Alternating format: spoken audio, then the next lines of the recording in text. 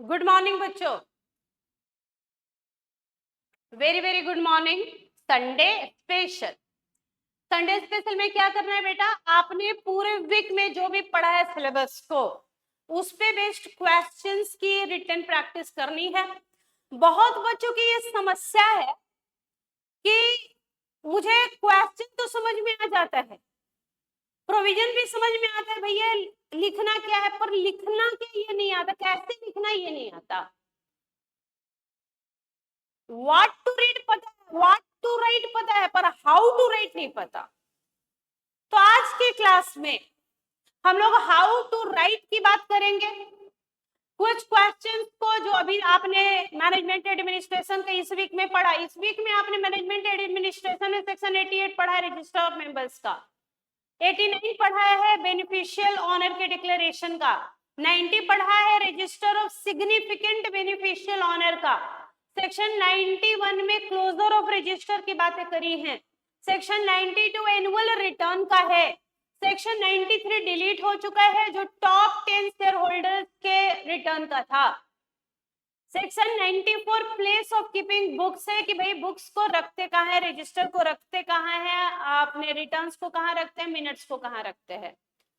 Section 95 prima facie evidence था कि आप जो ये रजिस्टर मेंटेन कर रहे हैं, रिटर्न्स मेंटेन कर रहे हैं, मिनट्स मेंटेन कर रहे हैं, ये प्रूफ है कि आपकी यहाँ ये घटनाएं हुई हैं, तो ही आप रजिस्टर मेंटेन कर रहे हैं। सेक्शन 96 में हमने जनरल मीटिंग की बातें की। हमने कहा कि कंपनी में दो तरीके की मीटिंग होती है, एक मेंबर्स की मीटिंग जिसको जनरल मीटिंग बोलते हैं, दूसरी डायरेक्टर्स की मीटिंग जिसको बोर्ड मीटिंग बोलते हैं। जनरल मीटिंग दो तरीके की होती है, annual general meeting, extraordinary general meeting. Annual general meeting में आपने कहा कि फर्स्ट एजीएम का प्रोविजन और सब्सिक्वेंट एजीएम के क्या प्रोविजन होते हैं। उसके बाद आप सेक्शन 97 में आए, एजीएम बाय एनसीएलटी। सेक्शन 98 था EGM bye NCLT.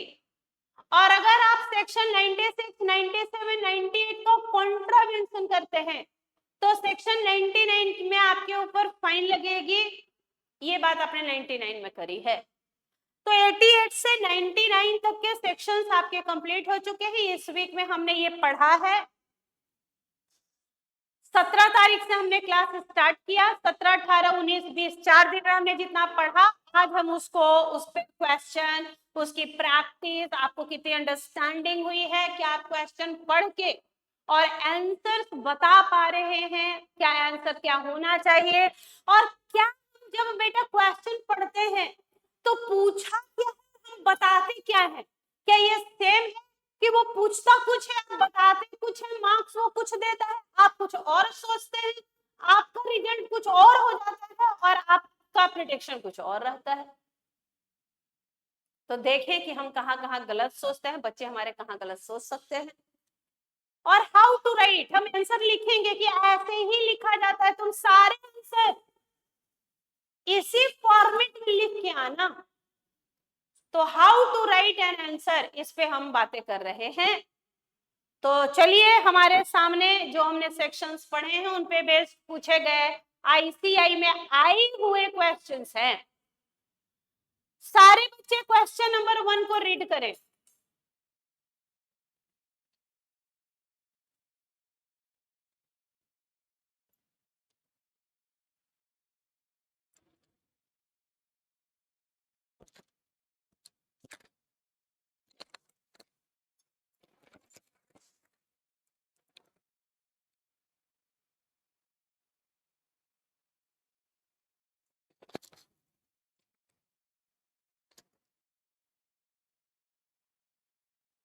Tulip garden limited एक कंपनी है, लिमिटेड है, नाम के अंत में लिखा हुआ, जाहिर सी बात है एक पब्लिक कंपनी है। टुलिप गार्डन लिमिटेड एक कंपनी है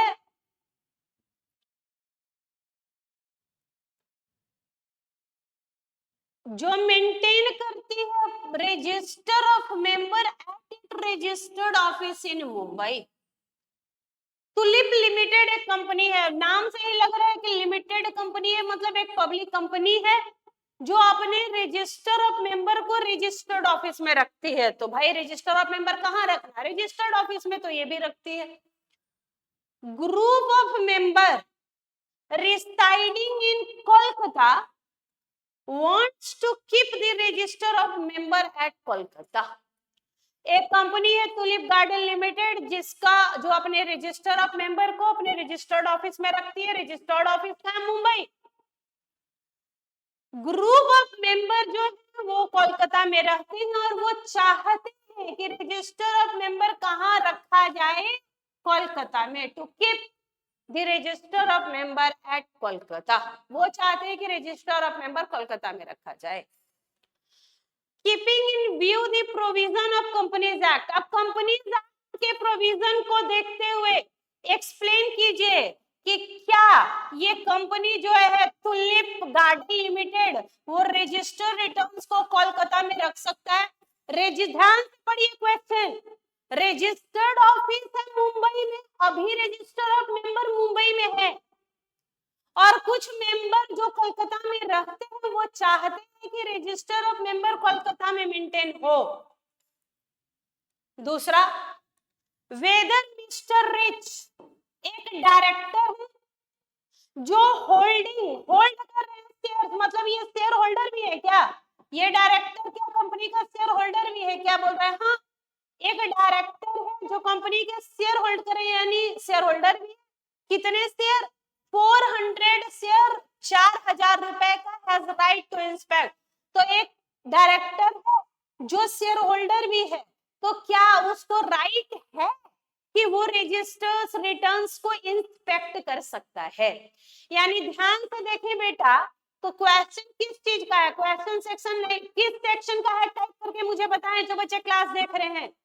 कि एक कंपनी है टुलिप गार्डन लिमिटेड जो इसका रजिस्टर्ड ऑफिस मुंबई में है, वो रजिस्टर ऑफ मेंबर मुंबई में रखती है, उसके कुछ ग्रुप ऑफ मेंबर कोलकाता में रिसाइड करते हैं, वो चाहते हैं कि कंपनी का जो रजिस्टर रिटर्न है वो कोलकाता में मेंटेन हो। तो क्या ये पॉसिबल है, तो क्या प्रोविजन है इसका।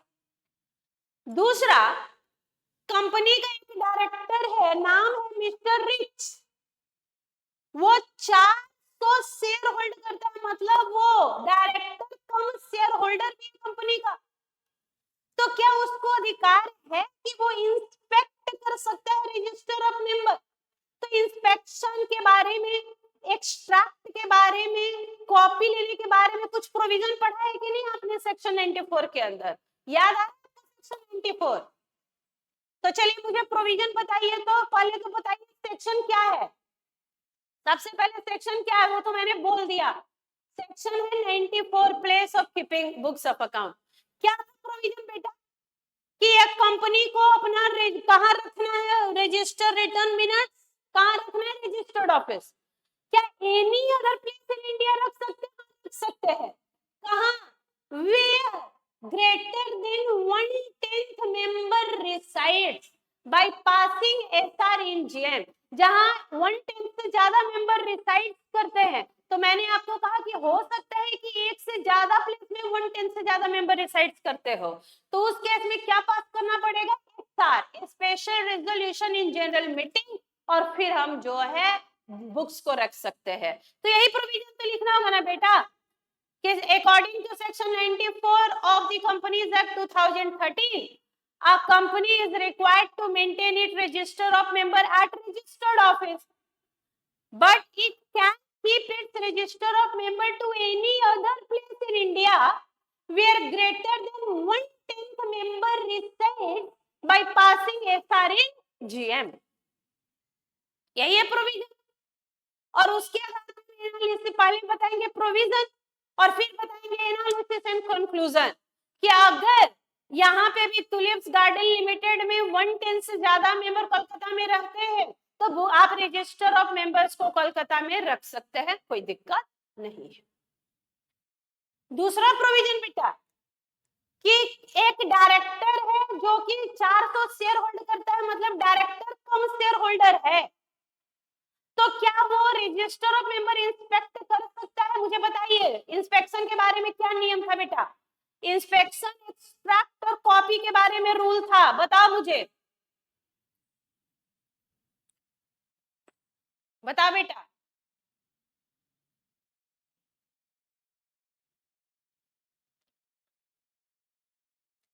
Share member, debenture holder, other security holder inspect कर सकते थे बुक्स को, रजिस्टर को, रिटर्न्स को, मिनट्स को free of cost. Any other अगर इंस्पेक्ट करना चाहते थे तो उनको फी देना पड़ता था, जो आर्टिकल बोलता था मैक्सिमम ₹50 पर इंस्पेक्शन था, और अगर गवर्नमेंट अथॉरिटी थी तो फ्री ऑफ कॉस्ट इंस्पेक्शन था। याद आपको इंस्पेक्शन का प्रोविजन।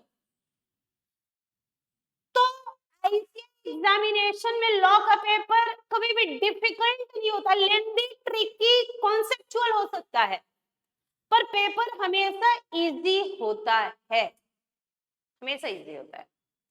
अगर मुझे कॉन्सेप्ट आता, आप देखो ना, अगर आपको कॉन्सेप्ट क्लियर है तो you are just in a position to write answer of any question. और अगर आपको प्रोविजन नहीं आता है तो फिर नहीं लिख सकते। बहुत बच्चे एक बात बोलते हैं मुझे कि मुझे लॉ याद नहीं होता। बेटा अगर फाउंडेशन में तुम ये बात बोलोगे ना, जहाँ बकवास कुछ चीजें याद करनी है तो कि याद नहीं होता तो समझ में आएगा। इंटर में तो अगर आप ध्यान से देखिए तो अंडरस्टैंडिंग, कंपनीज एक्ट पूरे अंडरस्टैंडिंग पे है बेटा। पूरे कंपनीज एक्ट में ये होता है और आपको वैसा ही क्वेश्चन होता है। कंपनीज एक्ट में दिक्कत ही नहीं होती। बचा अदर लॉ। अदर लॉ अगर हमने 4-5 बार अच्छे से रिवाइज किया है तो अदर लॉ के क्वेश्चन भी हम आराम से बना पाएंगे, हमें कोई दिक्कत नहीं होगी। लेकिन इसके लिए बनाना होगा, इसके लिए writing practice from very beginning. आप संडे संडे संडे संडे भी केवल राइटिंग प्रैक्टिस करो और हर दिन एक भी क्वेश्चन केवल कॉपी में लिखो, तो अभी से लेकर एग्जामिनेशन तक कम से कम 200 क्वेश्चन तो हम हैंड रिटन प्रैक्टिस कर लेंगे। फिर आपको कभी भी राइटिंग प्रैक्टिस, रिटन राइटिंग में दिक्कत होता है, ये सवाल ही नहीं है। तो पहला क्वेश्चन समझ गए। क्वेश्चन मिलते ही पहले क्वेश्चन समझिए, क्योंकि आधा गेम वही खत्म हो जाएगा जब हम क्वेश्चन समझ चुके होंगे। दूसरा क्वेश्चन, हम थोड़ा सा क्वेश्चन देखें फिर आंसर्स में इनके आएंगे। आइए बेटा, दूसरा question there are certain entities to which the company's significant beneficial owner rules are not applicable, list them। आपको जब हम पढ़ा रहे थे एसबीओ सेक्शन 90, तो हमने कहा कि सेक्शन 90 के प्रोविजंस अप्लाई नहीं होते हैं। कहां कहां? अगर किसी रिपोर्टिंग एंटिटी, मतलब हम जिस कंपनी की बात कर रहे हैं, अगर किसी रिपोर्टिंग कंपनी का share investor education protection fund के पास है, सेक्शन 125 वाला, जो डिविडेंड चैप्टर में इन्वेस्टर एजुकेशन प्रोटेक्शन फंड था, तो अगर किसी कंपनी के शेयर्स आईपीएफ होल्ड कर रहा है, अगर किसी कंपनी के शेयर्स उसकी होल्डिंग कंपनी होल्ड कर रही है, तो उसने तो डिक्लेरेशन दिया होगा कि वो एसबीओ है बेंड 2 में, आरओसी को बताया होगा ना। तीसरा, अगर किसी कंपनी के share central government, state government, local authority hold करती है, अगर किसी कंपनी के शेयर या किसी कंपनी पे पार्शियली या होली कंट्रोल हो जाए गवर्नमेंट का या दूसरी कंपनी का, या जो इन्वेस्टमेंट व्हीकल्स थे जैसे म्यूचुअल फंड, या वो फंड जिसको आप आरबीआई ने, आईआरडीए ने, पेंशन फंड रेगुलेटरी अथॉरिटी ने बनाया हुआ है, तो अगर वो लोग किसी कंपनी के एसबीओ है, मतलब किसी कंपनी के 10% से ज्यादा पेड अप शेयर कैपिटल या वोटिंग राइट या डिविडेंड राइट उनके पास है, तो उनको डिक्लेरेशन देने की जरूरत नहीं थी, क्योंकि section 90 is not applicable to them. तो आपसे यही क्वेश्चन पूछा है कि वो कुछ एंटिटी ऐसे हैं जिनके ऊपर कंपनी का सिग्निफिकेंट, अब जब हम आपको पढ़ा रहे थे तो मैंने आपको इसको इंपॉर्टेंट मार्क कराया था कि बेटा 5 नंबर के लिए आईसीआई का फेवरेट क्वेश्चन है कि आप बताइए कि कहां सिग्निफिकेंट बेनिफिशियल ऑनर का रूल ही नहीं लगता है। तीसरा क्वेश्चन सारे बच्चे ध्यान से पढ़ेंगे, और अगर आप मेरी क्लासेस देख रहे हैं और आप पढ़ रहे हैं तो आप यहाँ चैट बॉक्स में क्वेश्चन 3 के प्रोविजन क्या होने चाहिए मुझे बताएंगे। चलिए सारे बच्चे क्वेश्चन नंबर 3 पढ़ें, सारे बच्चे क्वेश्चन नंबर 3 पढ़ेंगे। चलो क्वेश्चन नंबर 3 सारे बच्चे पढ़ेंगे। Infotech limited was incorporated on 1/4/22। ध्यान से, ऐसे क्वेश्चन जहां फैक्ट और फिगर्स पे क्वेश्चन चल रहा हो, वर्किंग नोट में उसका एक डायग्राम बनाइए और उसके बाद देखिए कि कैसे कैसे क्या मूव कर रहा है। पहले दिया हुआ है बेटा, इन्फोटेक लिमिटेड इनकॉर्पोरेट हुआ है 1/4/22 को। No general meeting of the company has been held till 30/4/24। Infotech 1/4/22 को बना है, कोई जनरल मीटिंग 30 अप्रैल 24 तक नहीं हुआ है। Discuss the provision of Companies Act regarding the time limit of holding first AGM। First AGM का टाइम लिमिट बताओ। कंपनी इनकॉर्पोरेट हुई है 1/4/22 को, आप मुझे बताओ फर्स्ट AGM कब तक हो जाना चाहिए। डेट लिखिए, आप चैट बॉक्स में लिखिए कि कब तक। अभी अगर आप लाइव क्लास देख रहे हैं तो अभी जवाब दीजिए, आप अगर रिकॉर्डेड क्लास देख रहे हैं तो जवाब दीजिए कि इस कंपनी का फर्स्ट AGM कब तक हो जाना चाहिए था। और पावर बताइए रजिस्ट्रार का, to grant extension of time for the first AGM। क्या फर्स्ट AGM के लिए पावर है आरओसी को कि वो टाइम पीरियड का एक्सटेंशन दे सकता है? चलिए आंसर बताना शुरू करें। बताइए पहले कि फर्स्ट AGM का टाइम पीरियड, और दूसरा बताइए कि क्या आरओसी को पावर है to grant extension of time period. बताएं।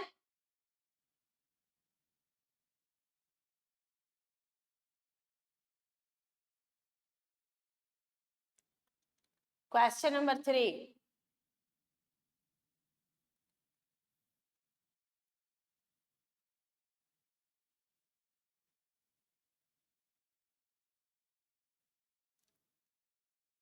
बताइए बेटा क्वेश्चन नंबर 3 पढ़ के कि अगर एक कंपनी इन्फोटेक लिमिटेड इनकॉर्पोरेट हुई है 1/4/22 को, तो इसका फर्स्ट AGM कब तक हो जाना चाहिए, और क्या आरओसी को पावर है फर्स्ट AGM के केस में टाइम पीरियड एक्सटेंशन देने का। जवाब देंगे।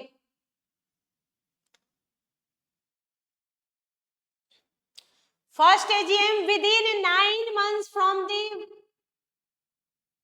End of first financial year हो जाना चाहिए था। यही पढ़े थे क्या बेटा? अगर एक कंपनी 1 अप्रैल को बनी है, अगर एक कंपनी 1 अप्रैल 1/4/22 को बनी है, तो इसका बताओ फाइनेंशियल ईयर एंड कब होगा? इस कंपनी का फाइनेंशियल ईयर एंड कब होगा? 31 मार्च 23 को। Do you agree? अगर एक कंपनी 1/4/22 को बनी है तो इसका फर्स्ट फाइनेंशियल ईयर 31 मार्च 23 को खत्म होगा। वहां से 9 मंथ्स, वहां से 9 months, with in 9 months, with in 9 months, with in 9 months कब तक होगा बेटा? 31/12/23 तक, यानी 31 दिसंबर 23 तक फर्स्ट AGM हो जाना चाहिए।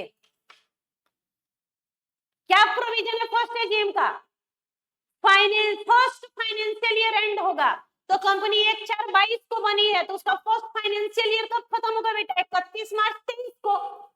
वहां से के अंदर with in 9 months from end of first financial year first AGM हो जाना चाहिए। तो अगर 31 मार्च 23 को फर्स्ट फाइनेंशियल ईयर खत्म हुआ, वहां से 9 मंथ्स, वहां से 9 मंथ्स मतलब 31 दिसंबर 23 तक फर्स्ट AGM हो जाना चाहिए। और अगर आपको याद हो प्रोविजन सेक्शन 96 का, तो फर्स्ट AGM के केस में ROC has no power to grant extension of time period. First AGM में टाइम पीरियड एक्सटेंशन आरओसी नहीं दे सकती। सब्सिक्वेंट AGM के केस में स्पेशल रीजन है तो मैक्सिमम 3 मंथ्स का टाइम पीरियड का एक्सटेंशन आरओसी दे सकती है। कब? स्पेशल रीजन हो तो और सब्सिक्वेंट AGM हो तो। फर्स्ट AGM के केस में आरओसी को टाइम पीरियड एक्सटेंशन का कोई पावर नहीं है बेटा।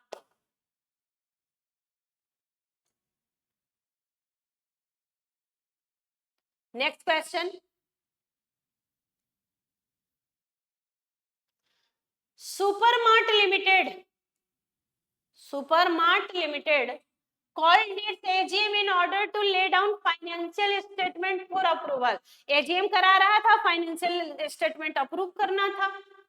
Due to want quorum, quorum का मतलब होता है कि भाई अब मिनिमम नंबर ऑफ मेंबर कितने हो तो ही मीटिंग वैलिड होती है। पढ़ेंगे हम सेक्शन 103 में कि अगर कंपनी प्राइवेट है तो भैया 2 से कम में मीटिंग हो ही नहीं सकती। अगर कंपनी पब्लिक है तो हमें डेट ऑफ मीटिंग के दिन नंबर ऑफ मेंबर देखना होता है। अगर डेट ऑफ मीटिंग को अप टू 1000 मेंबर है कंपनी में तो 5 member personally present will form the quorum.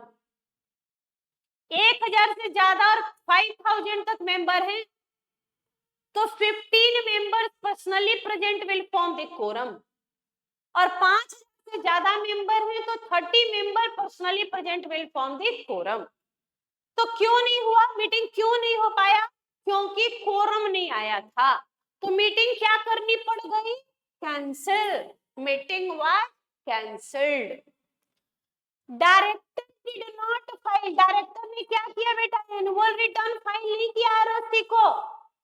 Director were of the opinion, director का क्या ओपिनियन था कि time for filing return within 60 days from AGM would not apply as the AGM was cancelled.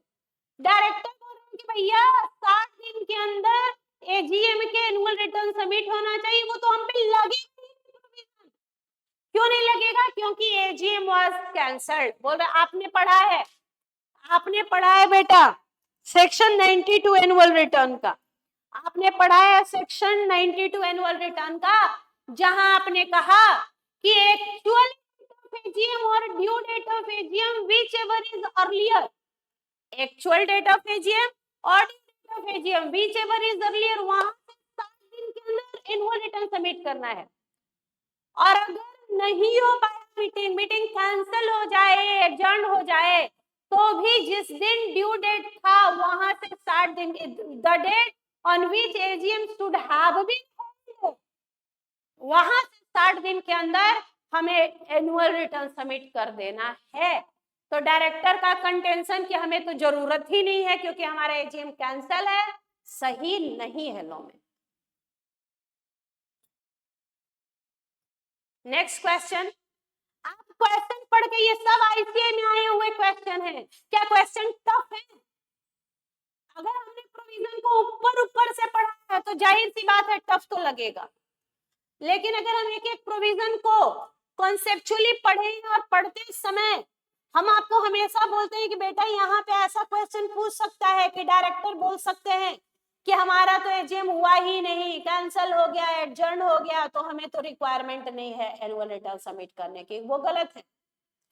Question number 5 पढ़ेंगे सारे बच्चे, उसके बाद हम लोग राइटिंग प्रैक्टिस शुरू करेंगे कि हाउ टू राइट। ये क्वेश्चन तो तुम समझ गए, लेकिन लिखें कैसे, हम लिखने पे बात करेंगे। हमें आपको पूरा समझाते हुए कि ऐसे लिखा जाता है लिखेंगे। हम 2 क्वेश्चन लिख देंगे और आप मुझे 2-3 क्वेश्चन लिख के और मुझे सेंड कीजिए आंसर मेरे व्हाट्सएप चैनल पे। हाय का मैसेज कीजिए मेरे व्हाट्सएप चैनल पे 7291010463 पे और मुझे अपने आंसर भेजिए।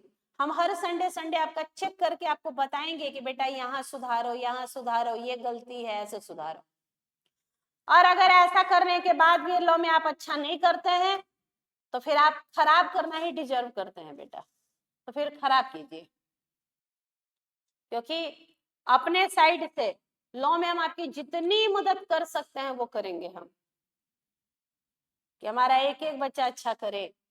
लेकिन अगर बच्चा कसम खा ले कि देखते हैं मैडम कैसे, तो फिर थोड़ी समस्या है बेटा।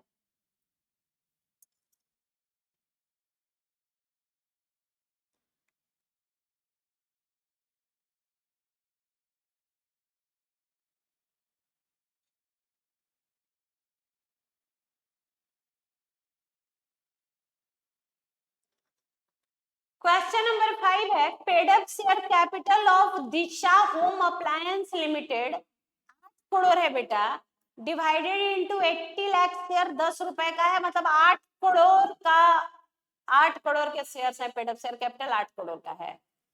Director would like to know the circumstances under which annual return shall be required to be certified by company secretary in practice।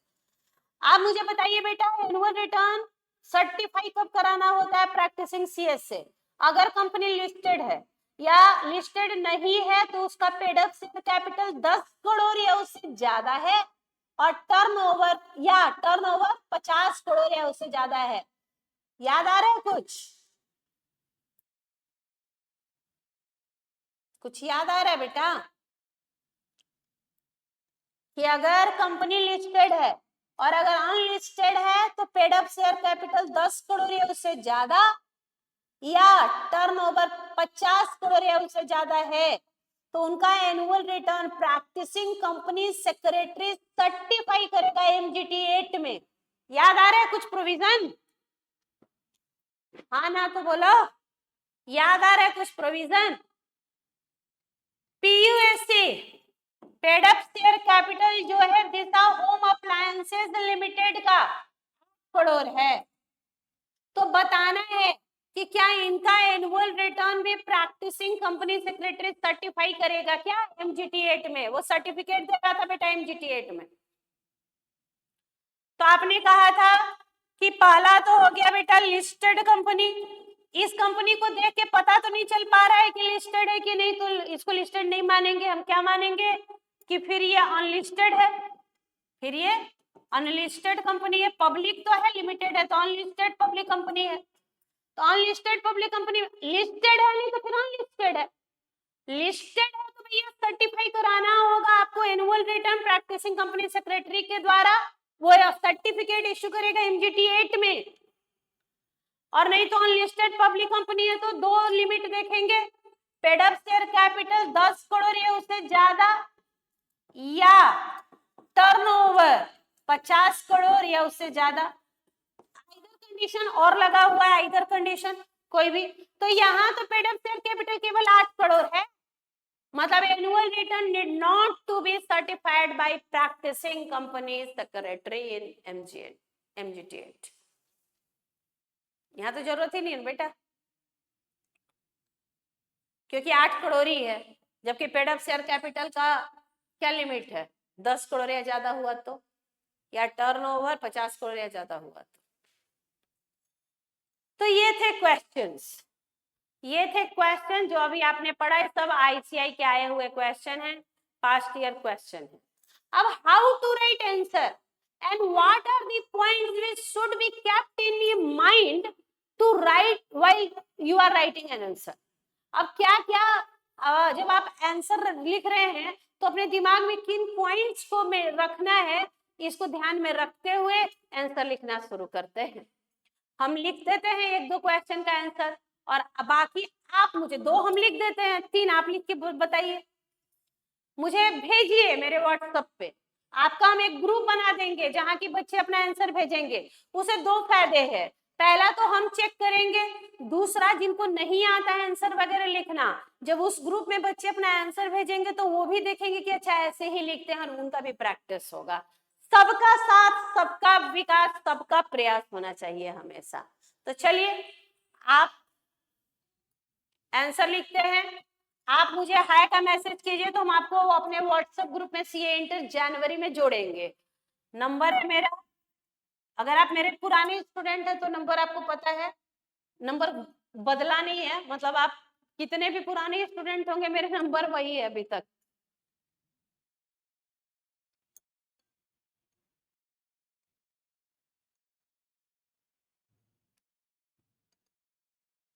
Number 16-17 साल से लगभग वही है, तो नंबर तो नहीं बदला है। तो आप मुझे हाय का मैसेज कीजिएगा, क्या पे, व्हाट्सएप पे हाय का मैसेज कीजिएगा 7291010463 पे। तो हम ये जो हैंड रिटन नोट्स है वो भी आपको दे देंगे, आप अपने आंसर्स लिख के मुझे भेजिए, हम चेक कर देंगे। और बताएंगे कि भैया ऐसा ये आंसर में ये गलती है नहीं है, तो आपका राइटिंग प्रैक्टिस भी होता जाए, कॉन्सेप्ट भी होता जाए, लॉजिकली। मुझे क्या चाहिए आपसे? मुझे आपसे चाहिए कि आप अच्छा से अच्छा करें, लॉ में आप बहुत अच्छा करें, और जो आपके जूनियर्स हैं उनको भी बोलें। सीए फाउंडेशन भी पढ़ाते हैं हम, कि अगर तुमको फाउंडेशन की क्लास लेनी है, इंटर की क्लास है, तो दूसरे बच्चों को रेफर करें। अगर आपको अच्छा लगता है, मेरी टीचिंग स्टाइल अच्छी लगती है एज ए टीचर, अगर आपको लॉ समझ आता है, तो आप अपने जूनियर्स को और उन लोगों को रेफर कर सकते हैं मेरी क्लास के लिए। और अगर आपने मेरे चैनल को सब्सक्राइब नहीं किया, मेरा अपना चैनल भी है, तो उस पर भी क्लासेस जाती है, तो उस पर भी आप सब्सक्राइब कर दीजिएगा मेरे चैनल को भी, टॉपर्स के चैनल को भी। टॉपर्स के बारे में आप बताइए, टॉपर्स के बारे में आप दूसरे, अगर आप टॉपर्स सीए इंटर का सबसे पुराना कोचिंग इंस्टीट्यूट है नॉर्थ इंडिया में, लगभग दिल्ली में, तो आप दूसरे बच्चों को भी बताइए। फाउंडेशन इंटर की फेस टू फेस क्लासेस भी हमारी लक्ष्मी नगर में हैं, और ऑनलाइन क्लासेस भी हैं, तो आप अपने जूनियर्स को भी बताएं, उनका भी फायदा हो। तो चलिए बेटा शुरू करते हैं लिखना। ये थे क्वेश्चन जो हमने लास्ट क्लासेस में पढ़े हैं। इस वीक में, हर वीक का यही रहेगा, पूरा वीक पढ़ेंगे, 6 दिन पढ़ेंगे, और 7वें दिन क्वेश्चन प्रैक्टिस करेंगे। तो चलिए आते हैं लिखने में। आप मुझे हाय का मैसेज कर दीजिएगा, क्वेश्चन हम आपको भेज देंगे, ये वाला पीडीएफ। और ऐसे ही सेट 1 सेट 2, हर जैसे इस संडे को सेट 1 था 21 तारीख को, तो 28 तारीख को सेट 2 होगा, ऐसे करके हम लोग क्वेश्चन प्रैक्टिस करेंगे। तो चलिए लिखते हैं। अब लिखते हैं, मैंने आपको बोला 100 पेज की एक कॉपी बना लीजिए और संडे संडे उसको लिखिए, और देखिए कि लास्ट में आज के 3 महीने बाद कितने सारे क्वेश्चन तुमने प्रैक्टिस कर डाले। चल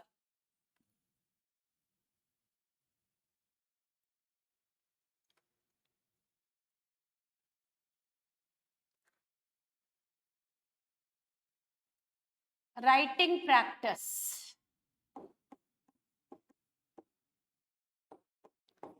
राइटिंग प्रैक्टिस, ये इंटर लॉ सेट 1।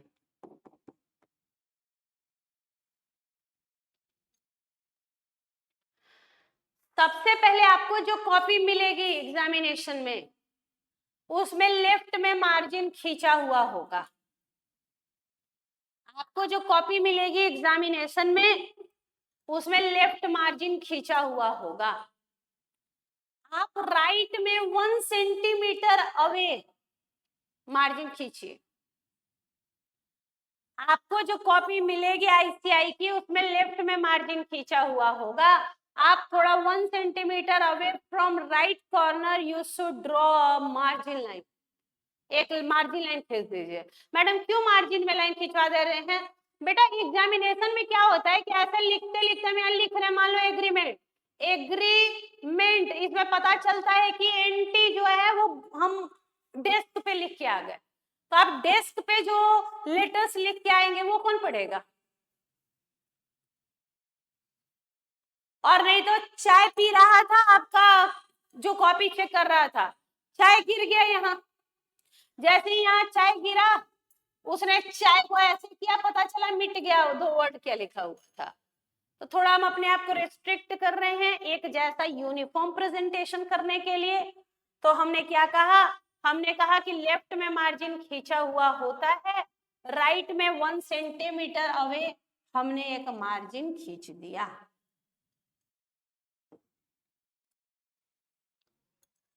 कॉपी में दोनों तरफ मार्जिन हो गया। अब यहाँ पे डालेंगे क्वेश्चन का नंबर। मान लो हम पहला क्वेश्चन लिख रहे हैं, तो लिखेंगे यहाँ क्वेश्चन नंबर 1। लेफ्ट में मार्जिन खींचा हुआ होता है, राइट में मार्जिन खींचिए। उसके बाद लिखिए question number 1 in the left margin, और मिडिल ऑफ द पेज में लिखिए आंसर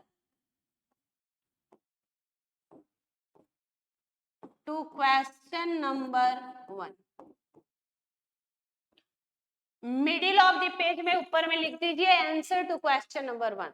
दोनों तरफ हो गया मार्जिन, लेफ्ट में भी मार्जिन, राइट में भी मार्जिन। क्वेश्चन का नंबर डालिए, लेफ्ट में क्वेश्चन नंबर 1, और मिडिल ऑफ द पेज में लिखिए answer to question number 1। Answer to question number 1।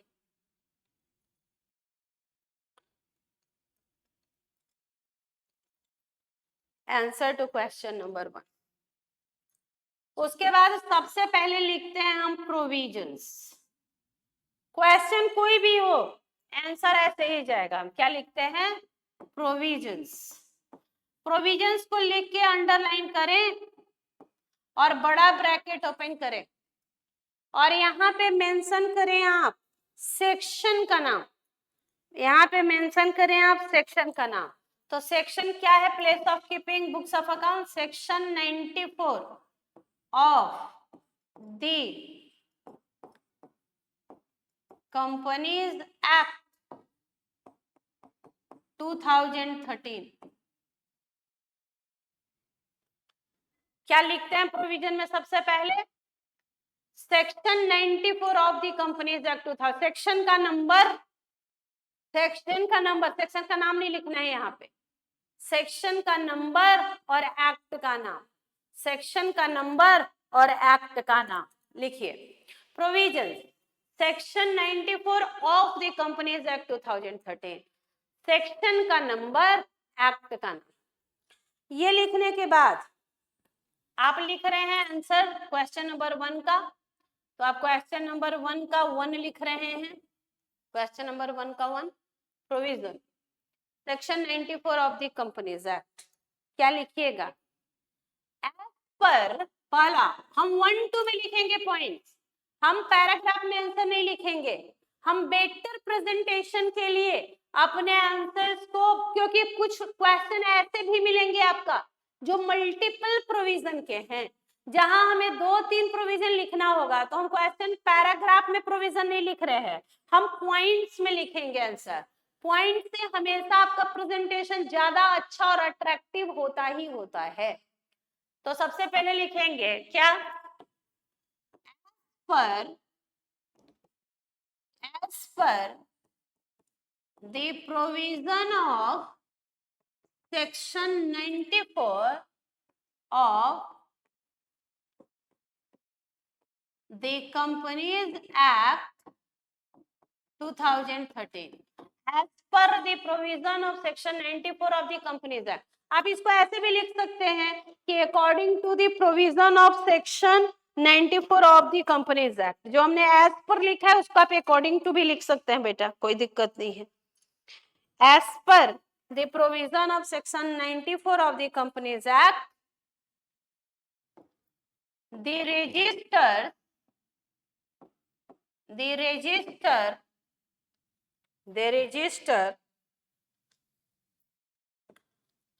register of member under section 88 and annual return under section 92 as per the provision of section 94 of the Companies Act, the register of member under section 88 and annual return under section 92 shall be kept at registered office of the company। कहाँ रखना चाहिए बेटा हमें? Register of member कहाँ रखना चाहिए? shall be kept कहाँ रखना चाहिए हमें? at registered office of the company। कहाँ रखना चाहिए?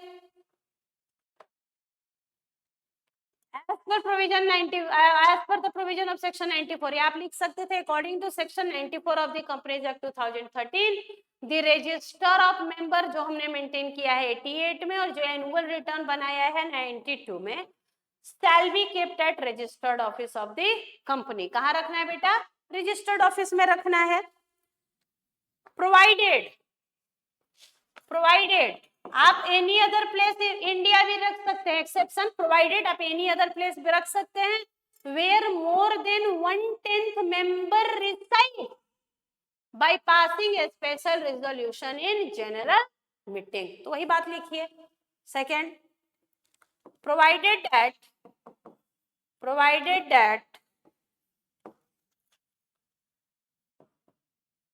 registers or copies of return may also be kept at any other place in India. ध्यान से, any other place, in any other place में रखेंगे, इन इंडिया ही होना चाहिए. Any other place in India, any other place in India where more than 1/10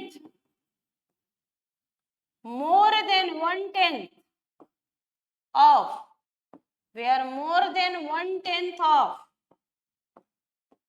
total members resides, रहते हैं, resides by passing a special resolution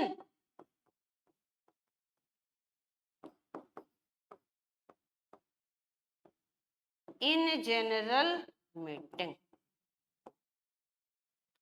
Provided, general provision क्या है? Registered office. Exception क्या है? Any other place in India where more than 1/10 of total member resides by passing SR in GM. Provided register or copies of return may also be kept in any other place in India where more than 1/10 of total member resides, रहते हैं, by passing SR in GM. ऐसे points जो आप examiner को दिखलाना चाहते हैं उसको हाईलाइट करने की भी आदत डालिए. वो पॉइंट्स जो आप एग्जामिनर को दिखलाना चाहते हैं, देखो मोर देन 1/10, तो उसको अंडरलाइन करने की आदत डालिए, तो उसको अंडरलाइन कीजिए. Total resides by passing SR in GM. Analysis तीसरा. पहला तो दो प्रोविजन हो गया प्रोवाइडेड डेट. अब लिखेंगे हम बेटा analysis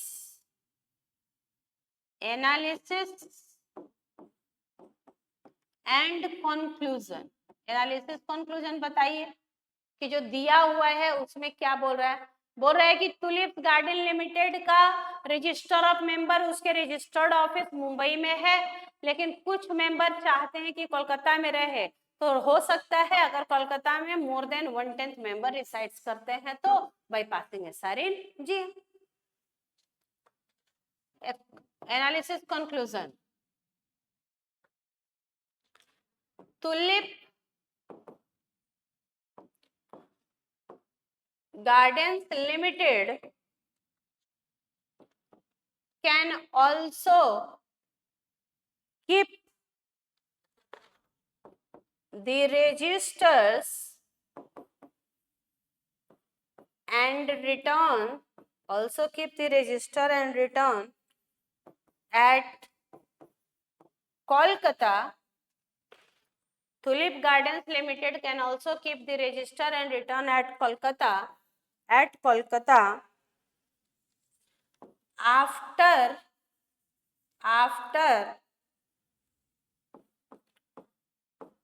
compliance with above provisions, provided more than 1/10 of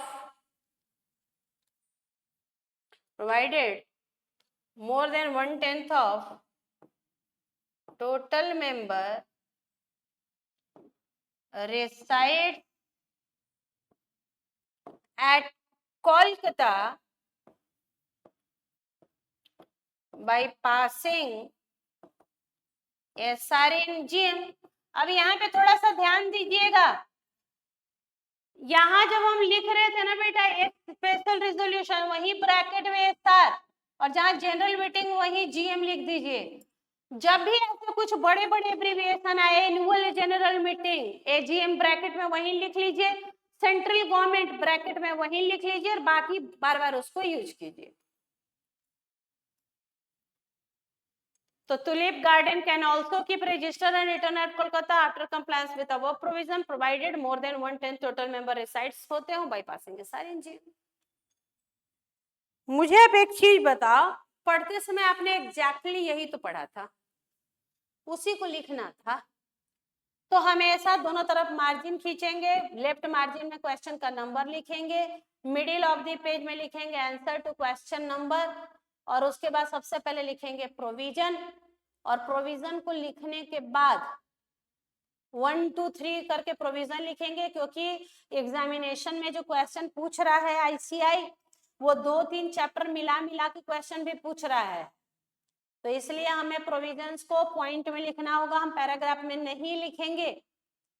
पूरा प्रोविजन लिखने के बाद एनालिसिस कंक्लूजन में बता दीजिए। अब आपको फाउंडेशन में जब आप छोटे बच्चे थे तो आपको हम लोग बोलते थे गिवन केस लिखो, फैक्ट लिखो, अभी आपको नहीं लिखना, अभी आपको पता चला कि 2 पेज का क्वेश्चन है तो क्या फैक्ट लिखोगे, तो आप प्रोविजंस लिख दो पूरी कहानी पॉइंट वाइज, और आप आंसर में लिख दो बेटा एनालिसिस कंक्लूजन में कि ये होना चाहिए, आपके अनुसार ये होना चाहिए, प्रोविजन ये होता है, मेरे अनुसार भैया ये होना चाहिए, बात ही खत्म। उसके बाद इसी में क्वेश्चन नंबर 2 था कि क्या एक डायरेक्टर है जो शेयर होल्डर भी है, क्या वो इंस्पेक्शन कर सकता है रजिस्टर ऑफ मेंबर का? हाँ, शेयर होल्डर जो है, मेंबर जो है, debenture holder, other security holder, वो बिजनेस आवर के दौरान फ्री ऑफ कॉस्ट इंस्पेक्शन कर सकते हैं, तो यही लिखना है आपको कि चूंकि ये शेयर होल्डर है तो फ्री ऑफ कॉस्ट। तो चलिए सेकंड का आंसर भी लिख दीजिए, इसका सेकंड पॉइंट, इसका सेकंड पॉइंट भी लिख दीजिए। तो आपका क्वेश्चन कंप्लीट हुआ जिसमें 2 क्वेश्चन थे।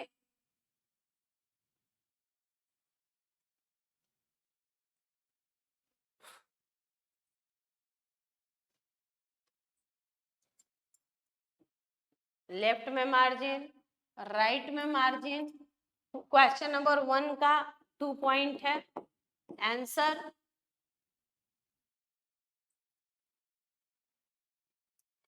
आंसर तो क्वेश्चन नंबर 2, 1 का ही 2 लिख रहे हैं।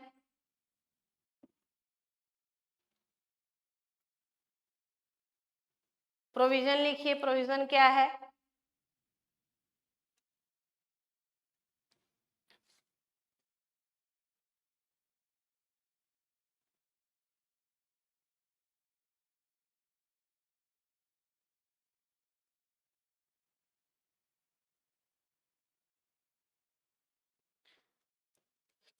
प्रोविजन क्या था क्वेश्चन? क्वेश्चन था कि एक मिस्टर रिच हैं, वो डायरेक्टर हैं, वो कंपनी के 400 शेयर होल्ड किए हैं, मतलब शेयर होल्डर भी हैं, तो क्या उनको अधिकार है कि वो रजिस्टर ऑफ मेंबर इंस्पेक्ट कर सकते हैं? तो आप लिखिए प्रोविजन, सेक्शन 94 ही है।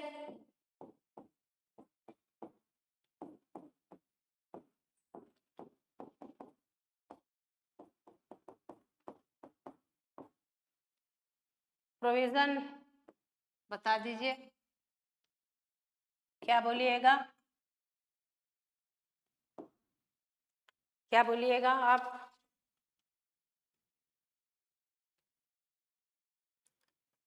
According to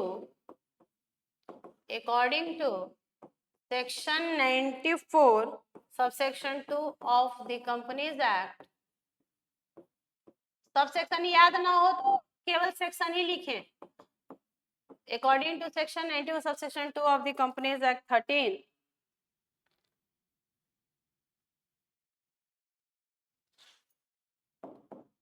register of member copies of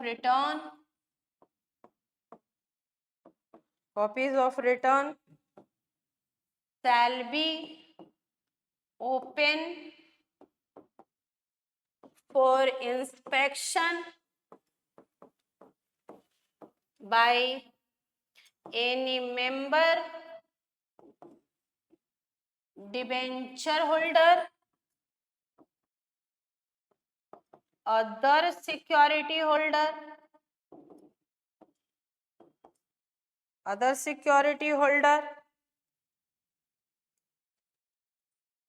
और beneficial owner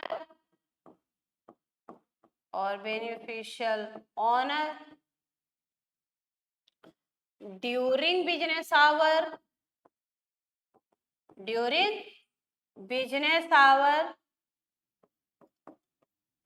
free of cost.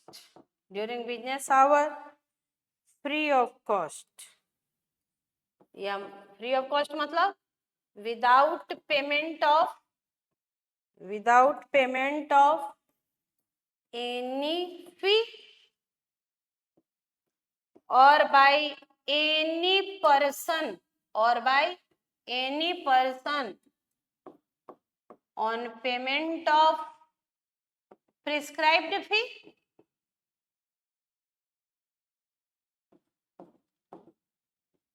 यही है ना प्रोविजन बेटा, कि रजिस्टर ऑफ मेंबर या copy of returns shall be open for inspection by member, debenture holder, other security holder, beneficial owner during business hour without payment of any fee or by any person और अगर कोई आप नहीं है ये member, debenture holder और security holder तो कोई भी कर सकता है ऑन पेमेंट ऑफ प्रिस्क्राइब फी। ये है प्रोविजन। अब आप बता दीजिए एनालिसिस एंड कंक्लूजन। अब बता दीजिए आप एनालिसिस कंक्लूजन में मिस्टर रिच जो हैं शेयर होल्डर हैं कंपनी का, तो उनको राइट है कि इंस्पेक्ट कर सकते हैं business hour without any fee. Since mister rich is the shareholder of the company, hence he has the right to inspect register of member during business hour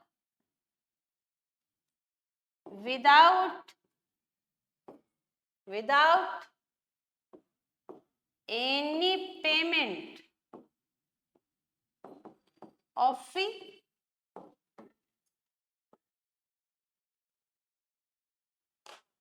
analysis conclusion, चूंकि mister rich कौन है, since mister rich कौन is the share holder, hence he has the right to inspect register of member during business hour without any payment of fee। सब कुछ question में दिया गया है, क्वेश्चन से ही हम पूरा लैंग्वेज लेंगे और हम केवल प्रोविजन बता देंगे कि भैया ये प्रोविजन होता है। Practice makes the man perfect. अब आपको प्रैक्टिस करनी होगी। हाउ टू राइट मैंने बता दिया। अब आप एक काम कीजिए, जितने क्वेश्चन हैं चारों का आंसर मैंने भी डिस्कस किया है, आप लिखना शुरू कीजिए और लिख के मुझे व्हाट्सएप पे भेजिए। हम हर बच्चे का कॉपी चेक कर देंगे, संडे और उसके बाद हम आपको बताएंगे कि बेटा और इसमें क्या इंप्रूव करना है, क्या गलती है। ये करना पड़ेगा बेटा। पूरा वीक जो पढ़ेंगे 6 दिन, 7वें दिन उसको राइटिंग प्रैक्टिस डालिए। हर बार राइटिंग प्रैक्टिस करते रहिएगा पूरे वीक में। बहुत ज्यादा नहीं तो 7 क्वेश्चन भी लिख दिए पूरे वीक में, तो तुम सोचो अभी आपके पास जितने वीक मिलेंगे, कम से कम अभी आपको मिलने वाले हैं 12 वीक के करीब। 1-2 वीक छोड़ 10 ही वीक ले लो, 10 वीक और 7 क्वेश्चन भी कर रहे हैं तो 70 क्वेश्चन हो गया, और बाकी क्वेश्चन ऐसे देख भी रहे हैं तो 100-150 क्वेश्चन की प्रैक्टिस हम कर लेंगे बेटा, ये करना पड़ेगा। तो चलिए,